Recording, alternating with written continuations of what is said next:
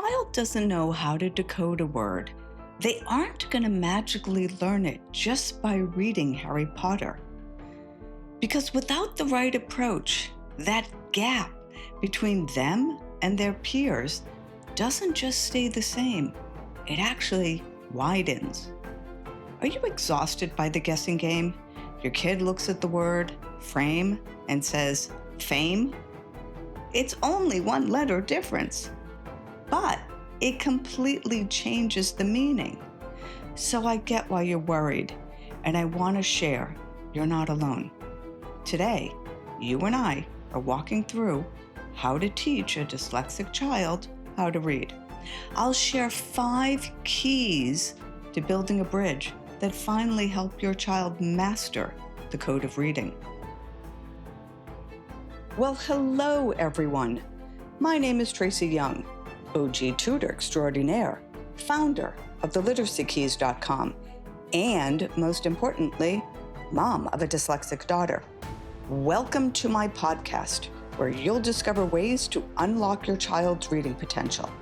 I'll share tips, strategies, and war stories that have happened along the way, because everyone deserves to be able to read. So let's get started. Well, hello, everyone. I'm Tracy Young, and today on the Literacy Keys, we're pulling back the curtain on how to teach reading. Specifically, we're going to dive into how to teach a dyslexic child how to read, because we can. We're going to talk about the why that standard way of teaching that too many schools use often fails our kids, and why the Orton-Gillingham method can be a literal key to unlocking their potential. We've all been there. Your dyslexic child is brilliant, at least as a parent, that's what we think. But when they sit down to read, they look at the word Persia and guess person. As an Orton-Gillingham tutor, let me share why this is happening. So in a typical reader's brain, the left hemisphere is the part responsible for language. It's like a high-speed fiber optic network. When they see a word, the signal zips from the visual processing center to the area that connects sound to letters, and then straight to the word form area where meaning is stored. It's like a triangle of information zipping back and forth, right? But in the brain of a dyslexic child, that fiber optic cable or highway has a few snags. So instead of using the efficient pathway on the left side of the brain, they compensate by using the right hemisphere. Now, the right hemisphere is fabulous. It's wonderful. It's where your child's creativity and big picture thinking live, but it is not built for the fast-paced, granular work of decoding phonemes, which is reading, right? Why? Because it takes much longer. So to figure out how to teach a dyslexic child to read, we have to build a bridge. Too often, unfortunately, schools tell parents not to worry. The student just needs to find a book they like. Let's get real. If a child doesn't know how to decode the word instruction, they aren't going to magically learn it by reading a book. Why? Because they can't read the word. So if we don't intervene with a systematic approach, one that works, the gap doesn't stay the same. It actually widens because their peers continue to advance and your child isn't making the necessary gains. So you've probably heard of the term OG. Hopefully you have. Actually, my daughter thought it meant original goat, right? Goat, greatest of all times. Okay, generational. And while I like the comparison, it actually stands for Orton-Gillingham, which is a methodology of teaching dyslexic children how to read. Now, the term sounds really formal, but Orton-Gillingham, basically think of it like a philosophy, right? That is based on how the brain actually learns. So let's digress for a second and go back in history and see where it originated. So, back in the 1920s, a pioneering neuropsychiatrist, Dr. Samuel Orton, hence the first word in Orton Gillingham, he began studying children who were bright but couldn't master reading.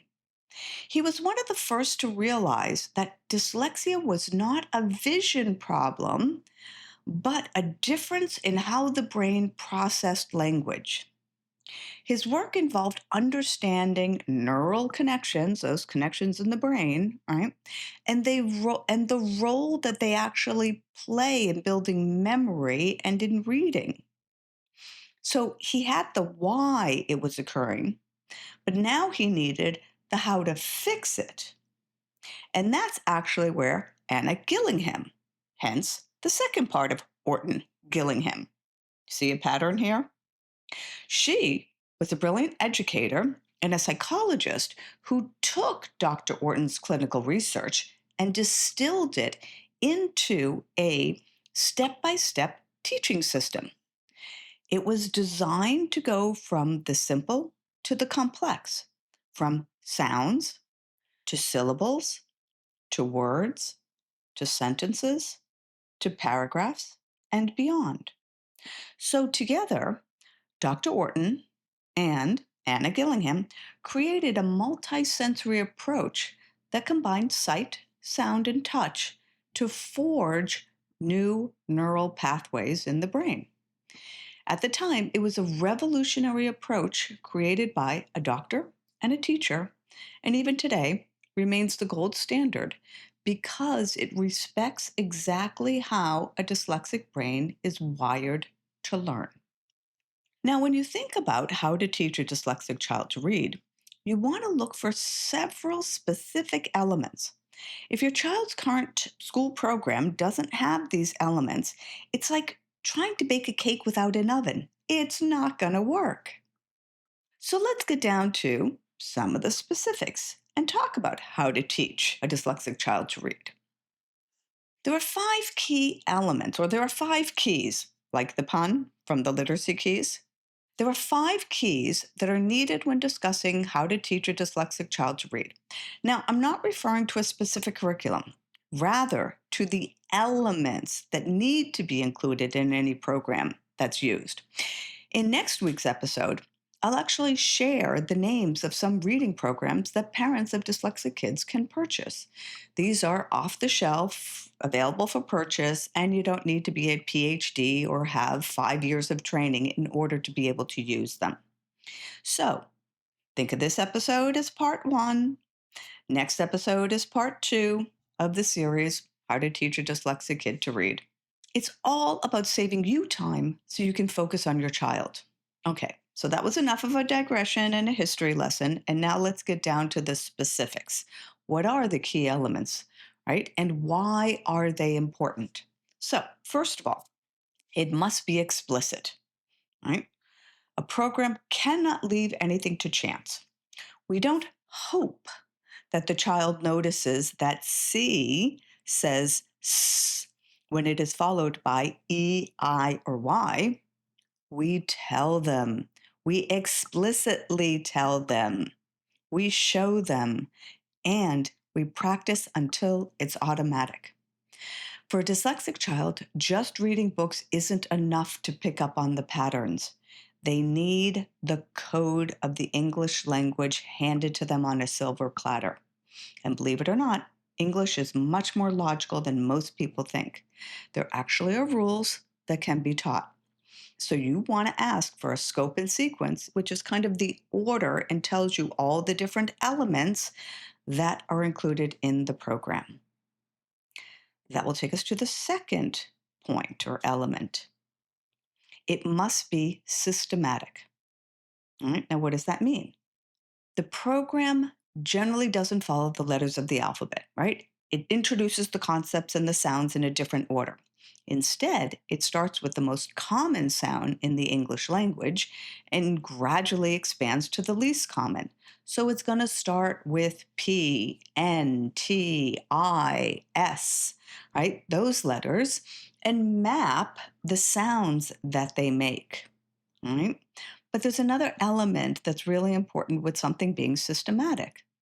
And The point is that we don't move on until the concepts are mastered. Think of it this way: if a solid foundation hasn't been achieved, do not pass go and do not collect $200. Sorry, I played a lot of Monopoly when I was a kid. But all kidding aside, it's not about getting through the curriculum in a specific number of weeks. It's about spending the time on each concept until it is understood, leveraged, and ultimately mastered.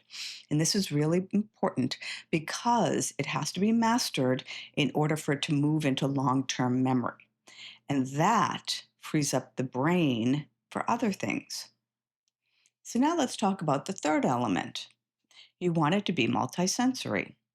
In multisensory, we can abbreviate VAK. And VAK stands for visual, auditory, and kinesthetic. Mm. And this is kind of the secret sauce on how to teach a dyslexic child to read. So, what does each term mean? V is visual, seeing the letter, seeing a picture. Why? Because all of this happens in different parts of the brain. Auditory, hearing the sound that it makes, talking out loud. Mhm. The third, the K, the kinesthetic, feeling, moving with the body to create muscle memory around a concept. So, for example, when I'm teaching an idiom, right, an expression that has a secondary meaning, it does not the literal meaning. Let's say, for example, the expression is feeling blue, then I will have a picture of a blue child looking sad. And then I'll explain about the idiom that it doesn't mean that the child is blue, that it has another meaning that goes beyond what the words are saying. I will even have their child use their finger to trace an imaginary frown, right, or being upset on their own mouth. And by using these different pathways all at once together, you force the different parts of the brain to talk to each other. You're basically building that bridge across the lake. In this case, it's across the two hemispheres of the brain. But that takes time. So by now, you know that I love analogies. So perhaps the best analogy that I can make is if the front door to the house is locked, you walk around and you open the back door. The objective is to get into the house. Efficient readers use the front door. Dyslexic readers walk around to the back door, and some even have to climb through the window. Now let's talk about the fourth element. It must be diagnostic. So every lesson that I give is based on what the child did previously. And I will notice if they're struggling with a concept, let's say they're struggling with the vowel consonant E pattern, then I know that they need a lot more practice before we can move on. So I build the lesson in such a way that it's going to give them practice on that concept, right, in little spurts. And this is really important because when figuring out how to teach a dyslexic child to read, too often teachers need to keep the class moving. They can't wait for everyone to catch up. But if the child hasn't mastered the concept, they're not going to retrieve it quickly. They will use up too much brain power trying to figure it out. So we teach, we reteach, and we practice until it's mastered. And that's part of being diagnostic, which leads us to the fifth key. It must be continuous. And by this, I mean, how often is your child taught using this program? Ideally, it's every day for about an hour, because for learning to happen, we need constant exposure over time until it moves into long term memory. The more continuous the exposure is, the faster that will happen and the more information that can be learned. Let's say there are 100 concepts that your child needs to learn. So if they learn one concept a day, it would take 100 sessions to get through everything. Now, if your child has 5 sessions a week, then it's going to take 20 weeks. But if your child only has one session a week, it's going to take 100 weeks. And that assumes that they master everything that they're taught immediately, which is never reality. All right? But I'm just trying to explain why continuous exposure and the continuity, there has to be a certain number of sessions per week. So let me put all of these elements together and wrap it up nicely with a virtual bow. Let me ask you a question. What color is a polar bear? Now, if you're in a place where you can answer, say it out loud. White. Correct. Ding, ding, ding, ding, ding. Bravo. I expect most of you replied within 3 seconds. You didn't think long and hard. You simply knew. So let's talk about what just happened in your brain. Since you were not thinking about the color of a polar bear or even thinking about a polar bear before I asked, hopefully, that means that the information was not in your short term memory. Your brain had to retrieve it from long term memory. So it did. And you knew the answer. And you knew the answer within 3 seconds. Well, we want the same thing to occur when your child reads. And that can only happen when automaticity is achieved. Automaticity is when you can read a word within 3 seconds. The time is important to take into consideration. The brain processes the information quickly and automatically because it takes time and continuous exposure for that process to happen quickly and automatically. Mhm. The information builds upon previous information until it all comes together. So, when you want to know how to teach a dyslexic child to read, you want to ensure that you are incorporating all of the 5 keys that I just reviewed. Now, let's discuss some do's and don'ts that I think you need to be aware of. So let's start with the do's. When practicing spelling, forget about writing the word 10 times, right? And why am I talking about spelling? Because spelling is actually, it helps reading. And there is a tool that you can use that helps with spelling and reading. It's called the Elkonin, Elkonin, Elkonin boxes. And you can find a template online that you can download. They're everywhere. But the key to these boxes is that each box represents a sound, not a letter. And this becomes important because there are patterns. Right? We have 44 sounds, but only 26 letters. So we need to double up with some of the letters in order to create the sounds. So, for example, this can be a game changer for digraphs, trigraphs, diphthongs, all of those combinations that a child needs to learn. For example, a child needs to know that a digraph is one sound made by 2 letters. When you see the 2 letters SH, they work together as a digraph and they make the sound sh. Well, a child has to know that concept, and the Elkonin boxes help because what you're doing is you're identifying the number of sounds in a word rather than the number of letters. Another thing to keep in mind regarding how to teach a dyslexic child to read is to break the session into mini segments. Each mini segment, figure about 5 to 10 minutes, right? So, what would this look like? At the beginning of a session, maybe take 5 minutes to review letters and sound cards. You can review ARD and IRD decks quickly with the child, the concepts that they have been exposed to and they have learned, right? This helps with the repetition to improve learning. And ARD stands for Advanced Reading Deck, while IRD is Initial Reading Deck.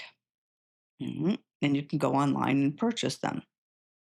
And once you reviewed the cards, that's the first segment of a lesson. Then you go into, let's say, new learning. You introduce a new concept to them, have them discover it. This could take 5 to 10 minutes. Then you move on, and the next session is to actually practice that concept. Have them read sentences, individual words, work on fluency, and so forth. And then at the end, you summarize it, flip it around, ask your child to explain what they have discovered, right? And this is important because by switching roles from student to teacher, you're asking the student now, your child, to be the teacher, you'll quickly identify if they understood the concept. Because when they can teach it and they can explain it, they understand it. And by keeping each segment short, right, you'll reduce the fatigue and you're actually helping learning. Now, one of the don'ts that's really, really important is when your child is reading with you at home and they come to a word that they don't know, you want to help them sound it out. Never, ever, ever. Okay, let me say it again. Never, ever, ever ask them to look at a picture or guess what the word might be, because this actually encourages your child to use the wrong part of the brain and create pathways where they're not supposed to because they're inefficient. When you come to an unfamiliar word, tap out the sounds. You can use your fingers to represent each sound. Now, kind of takes some getting used to and forces the brain to do the hard work of decoding, but it is so much better than having the brain do the lazy work of guessing. All right, I get it. Right now, I've thrown a lot of things at you, right? And you're probably tired, frustrated, whether it's over nagging flashcards or simply worrying about their future.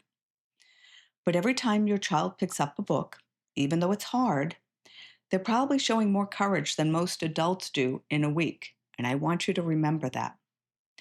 By seeking out information on how to teach a dyslexic child to read, you've already provided the most important thing they need: a path forward. So come back next week and I'll share the names of 3 specific programs that you, as a parent, can purchase to teach your dyslexic child to read. They're easy, off the shelf for that. And remember, it's one step at a time. Or maybe I should say it's one sound at a time. So that's it for me. I will see you next week. Take care and bye. Well, that's a wrap. Thank you for listening to the Literacy Keys podcast. Follow us on social media, and most importantly, tell a friend. See you next week.